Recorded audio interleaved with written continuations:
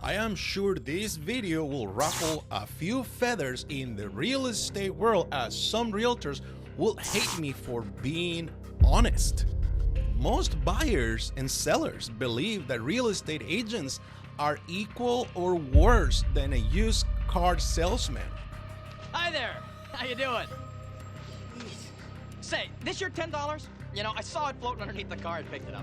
There you are, Mr. What's your name? Stanley Dwowski. Polish, eh? What a coincidence. Rudy Polanski, how are you?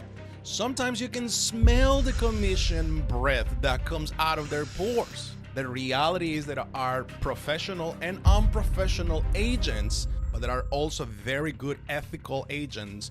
And today, I'm going to show you how to spot the good ones. So let's go in. You see, when you are in the process of upsizing to a different house, a bigger house, there's something that you always want to keep for yourself, and that is the sense of urgency. You do not want to disclose the sense of urgency that you and your loved ones have. By you showing this sense of urgency, this can actually weaken your point, your strongest point in the negotiation. Remember, negotiating, it's about coming together to a middle ground when it makes sense for all the parties. But if you, at the very beginning, give all this information, that may probably hurt you a little bit, because if you have a very unethical agent on the other side, this person is going to sense your urgency, and then you're going to have to do gonna feel like somebody's pushing you, rushing you. A lot of the complaints that I hear from buyers that come to work with me is that they felt that their previous agent was kind of rushing them into buying a house, and they didn't like that. So when a realtor asks you, hey, how soon do you need to be in your next home? You want to be a little bit like, give yourself some time. You might probably want to say, well, you know, I'm not in a rush, but it will be ideal that even the next 60 to 90 days, I can be into a new house. Now you're giving yourself some time. It could be that you need to be there in 30 days. It could be that you need to be there in 45 days. Do not give them a sense of urgency. And I'll tell you why down the video, because there are certain things the realtors use to measure metrics on how committed a buyer is to work and stick with the real estate agent. And of course, you know, completing a real estate transaction. So you see, real estate agents get paid based on commission. And the more deals they close, the more commission they receive, the more they can spend on whatever they want to do. A good real estate agent and actually is going to sit down with you and really going to understand. So if you are the type of person that you call a realtor that you want to see a house and they're not asking you any questions, that could be probably a big red flag in my opinion. And I know you're not ready to reveal a lot of personal information to a stranger, but the reality is the realtors that ask you questions are the ones that are interested in knowing you. So here are the real estates unethical and ethical realtors may ask you, but the good ones know how to present you the information. So in order to help you in the best effective way, a good realtor is going to measure three things from you: the timing, okay, your timing, your motivation, and your finances, how qualified you are to purchase a house.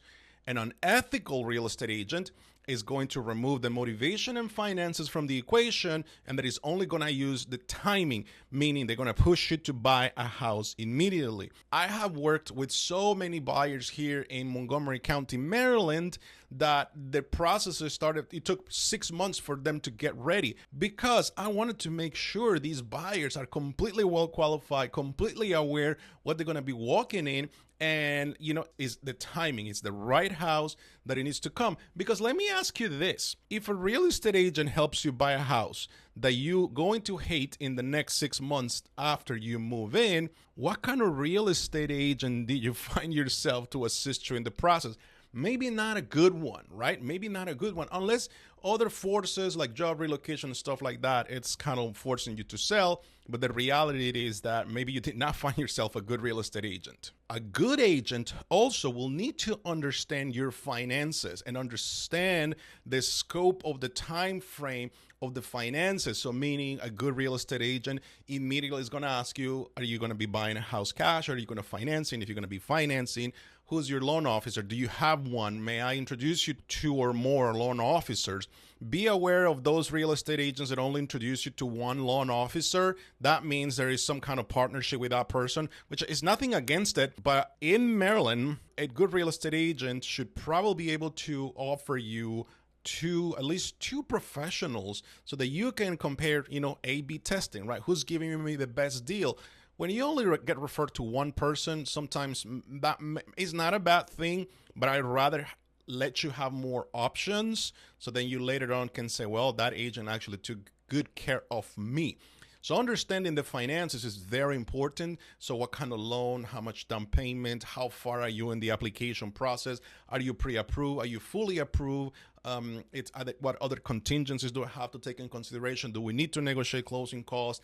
Do you need to buy points in order to make this happen? How soon do you need to close? Do you need to sell another house in order to buy? You see, a lot of these are questions that will create a good strategy for a buyer. The unethical agent, on the other hand, is going to say, well, you say you need to be in the next house in the next 30 days. Let's just write an offer on this one and we'll see what happens down the road. I don't want to know who your loan officer it is. I don't want to know what kind of loan do you have. Whatever letter, just give me the letter they gave you and we'll use that for you. At the end of the day, is your problem? No, it's everybody's problem because you're trusting someone to help you buy a house, and that person should actually take good care of you even from day one, just understanding the finances, the type of loan you're applying.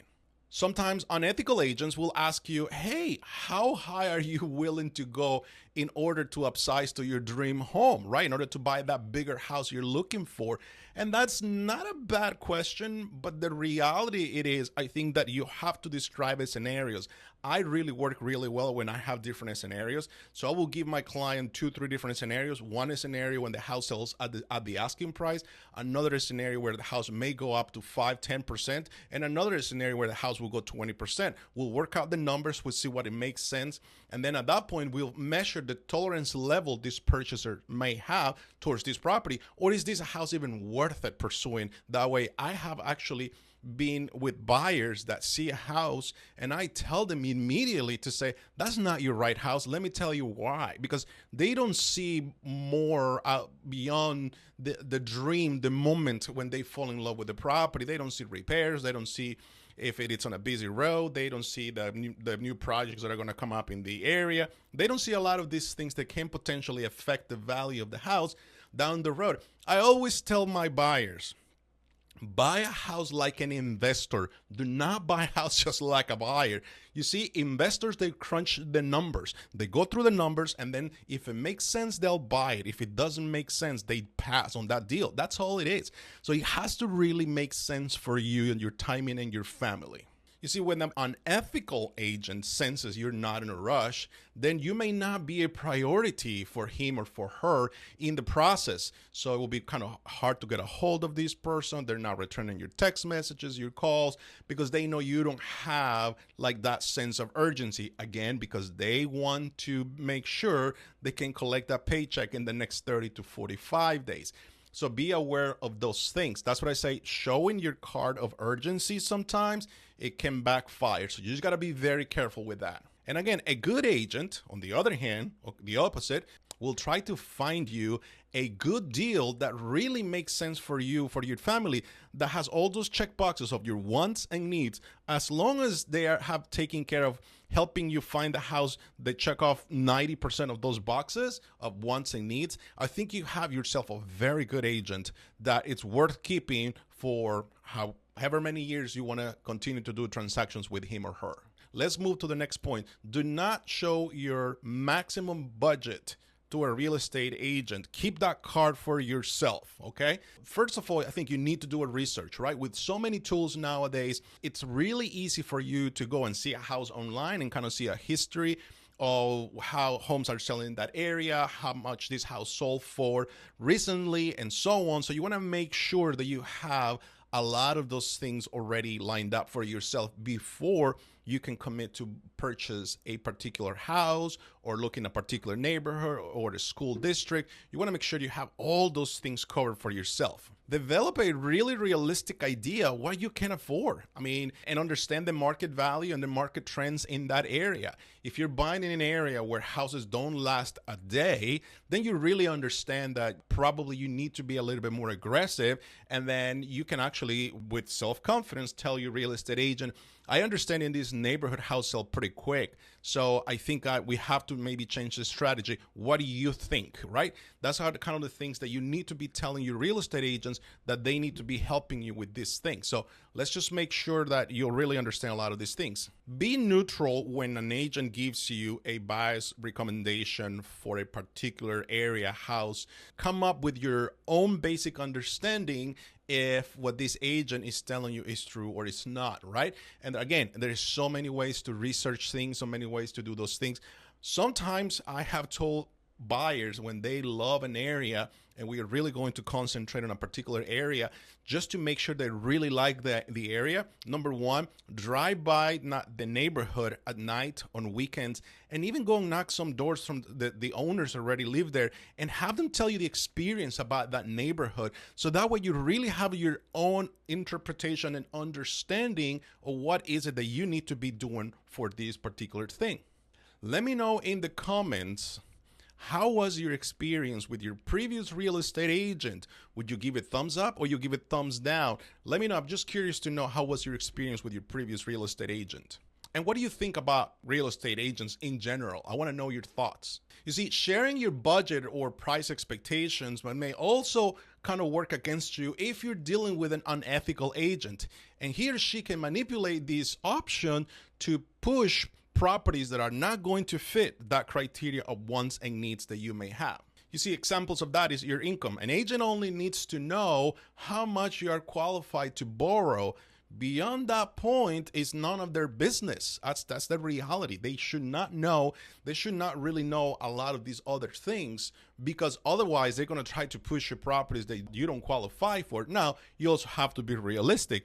You're not going to hire a real estate agent for you that you're qualified for $500,000, but you're looking for houses that are $1 million. You expect that this agent will be able to cut you a deal on that. That's unrealistic. Then that's another video for agents to sort out bad buyers, but that's a whole nother story. How much you have in the bank, right? Is that really something the real estate agent needs to know? I don't think so necessarily, not immediately, especially if someone that you don't know. This is the information that your lender needs to know. How much cash you have available, how much assets or you can liquidate if you have stocks and things of that nature. So they don't need to know these things. All they need to know is that you're qualified for X type of loan with X type of down payment and that you need to close in X number of days. Your personal and professional relationships are none of their business. What you do for a living is not necessarily what it is the real estate agent's business. They only need to understand that you're qualified and you really have a fresh qualification or pre-approval from a lender, a local lender. That's all it is. And please, please, please, I know so many buyers love to work with these big lenders. They promise you everything you can, but in my experience, working with the big lenders, you're only a number in their system. And when, that thing hit the fan, right? Then I will say something is wrong.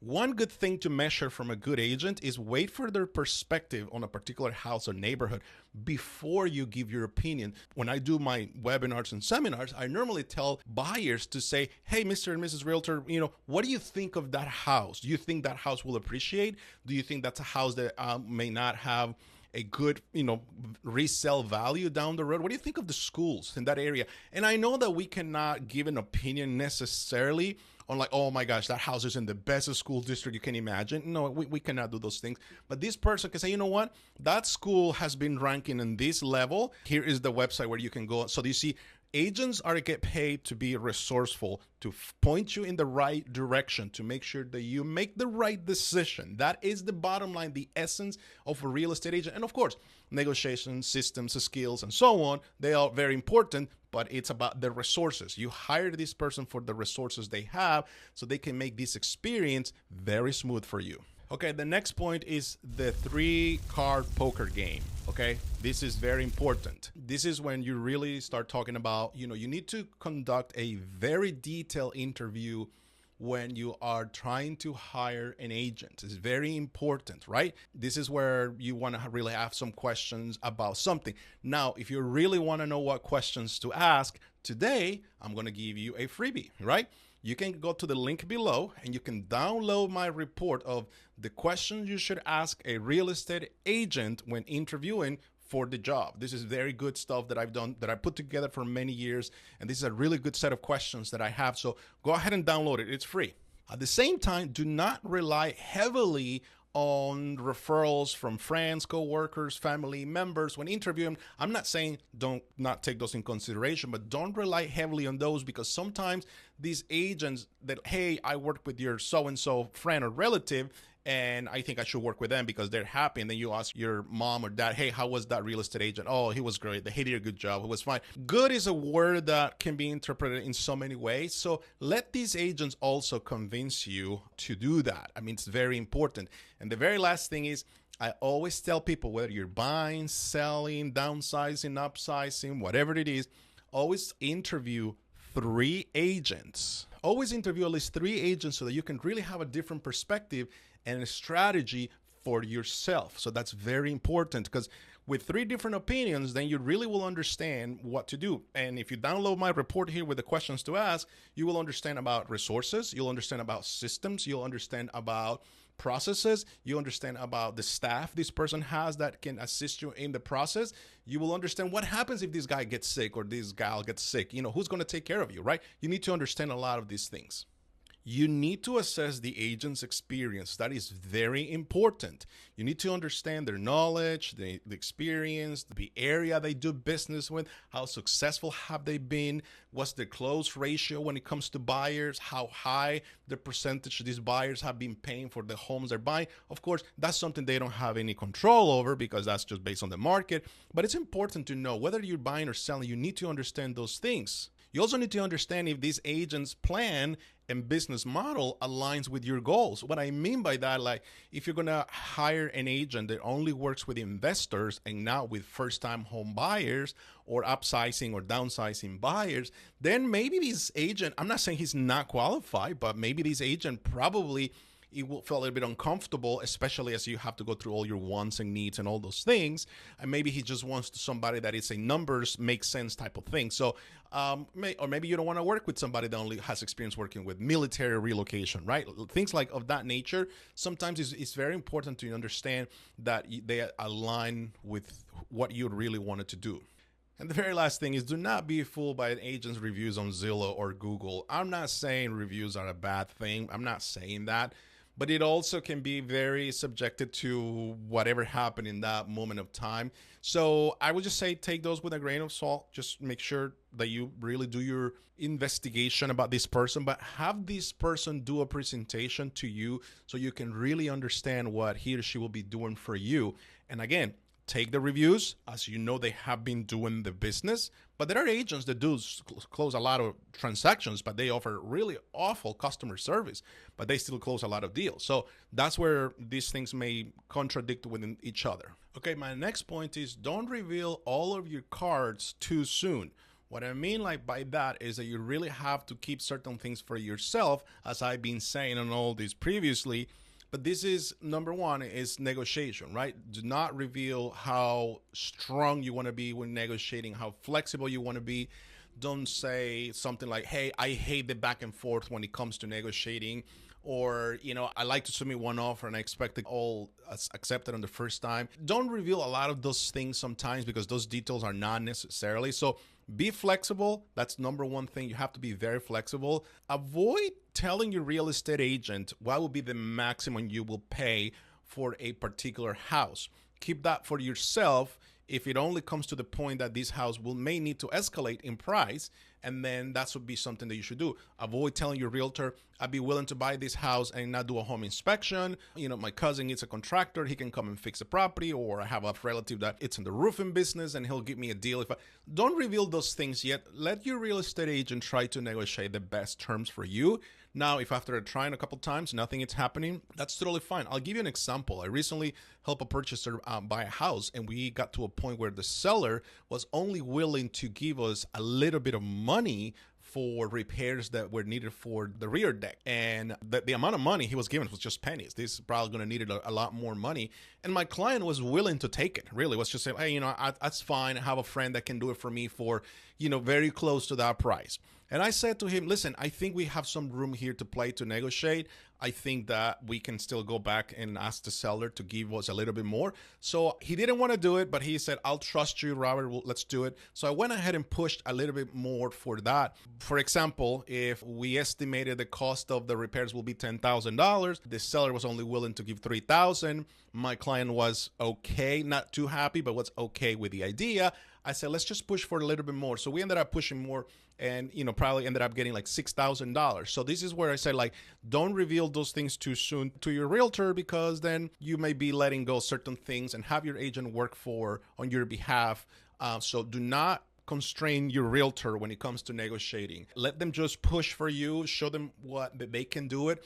Remember, those real estate agents that are willing to give up some of their leverage at the beginning, it's a bad thing. I always tell people, hey, if you have a real estate agent that is willing to give up his or her commission up front, that's just a sign how they're going to treat you throughout the whole process. Because if they cannot negotiate their own commission, their own paycheck, how can they negotiate the best deal for you? It makes total sense. This is the way it has to be done in reality. So just keep that in mind. There is a point in the relationship of working with the realtor where you have to have trust. And that trust comes after noticing how good they are. So at that point, it's good to maybe start using certain things that you can tell more and more and more. But again, don't spill the beans all at the beginning. Take it little by little until you are 100% confident this person will take it to the finish line. And of course, use your agent's expertise to navigate these things. Ask them questions about, hey, if we get stuck in this time in the process, how would you negotiate that? Tell them to give you examples. Hey, what happened when you had a buyer that decided not to buy at the very last minute for whatever reason? What did you do? How did you resolve those things? What kind of resources do you have? So that way you really can understand how good this person is going to be throughout the whole process. Again, if you don't give you examples, that means they're not doing the business enough to navigate these waters, and that can be a big problem. And my very last point is, it is good to commit to a real estate agent, but at the same time, you want to avoid premature commitments, just to make sure that you give yourself enough time. Remember, I told you you got to interview at least 3 real estate agents. Well, don't commit just yet to one of them because you just don't know. So look at all the information. A good agent should give you a presentation of how he or she will be able to help you. A good agent will ask you questions about your finances. A good agent is going to ask you questions about your wants and needs. A good agent is going to know you how knowledgeable they are about the area you wanted to buy a property. And a good agent should be able to tell you to walk away from a house. So you got to really understand a lot of these things. So don't just commit immediately. Just don't hire someone based on initial impressions. Also, take your time, take a moment to talk it with your family. Because if you are, let's say you're talking about a family buying a house, so, husband and wife are going to have to be dealing with the real estate agent, right? So you make sure that your wife feels comfortable, husband feels comfortable, and everybody's happy. It's a win-win at the end. Remember, this is an experience. This is kind of like a getting married to someone for a short period of time. You're going to be stuck working with a real estate agent. If you hate that person from day one, guess what? It's just, that's just the way it is. And do not be afraid to fire your realtor. Do not be afraid. If you really thought you committed too early in the process, just fire your realtor. Understand if there are any implications when firing a real estate agent. But for the most part, you will really know who's a good one and who's a bad one. Ensure that all promises, all plans, all systems are outlined in the process. A good real estate agent should be able to outline everything that they're going to be doing for you from the beginning to all the way to the end. So make sure that is something they can give you right there. Consistency, it's a key thing. It's a good thing. So your real estate agent has to be consistent with everything they do. And of course, their strategies should match what your wants and needs on the property. So this is very, very good. Again, doesn't hurt to have a list of past clients this real estate agent has worked with, in addition to the reviews they may have on Google or Zillow. So a list of references, it's a good thing just to have, just to make sure that they have delivered on the promises that they have given you, right? If another person speaks highly of this agent, that most likely, that's a good thing for you. So they, again, take that, put them in the bucket for this agent, and then you have to see the pros and cons. And again, just came to the conclusion of my video. I hope you enjoyed this video. Do me a favor, if you enjoy like a video, something like this, give that like button, and I promise I will continue to deliver educational content for you. Okay, I am Robert Garcia, and I am here to help you upsize to your dream house the smart and easy way. Have a good day. Bye-bye.